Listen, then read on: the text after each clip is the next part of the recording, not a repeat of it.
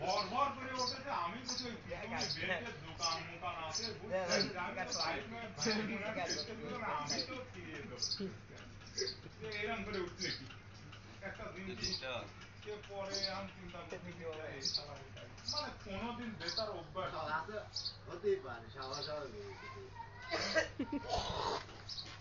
এরকম প্রথমে পায়খানা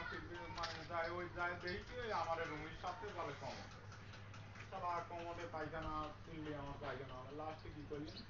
এই টিস্যু ধরেন আমি আলাদা টিস্যু কিনে দেবো বুঝছেন যে পায়খানার আগে মাল টিস্যু পাড়িয়ে নিয়ে নিচে টিস্যু ফেলা দিয়ে মনে কর পায়খানা টিস্যু যাতে পানি মানে সেটার কোনো ই নেই কিন্তু যতই কমোডে পায়খানা ফিরলি করে পানি খরচ করা চরম সমস্যা না কি করে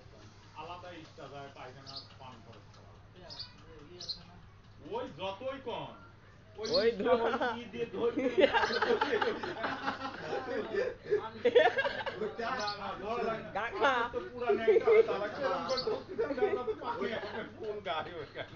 লোকের সমস্যা বেশি হবে ভালো হয় পুরুষ মানুষের জন্য ওইটা না ঠিক আছে চোদন লাগলে সবারই কমোডে পায়খানা ফেরার ই করা লাগে কিন্তু তারপরেও কথা হচ্ছে স্যার ম্যাডামরা আছে আমরা এইসব কথা না বলি দিদিদের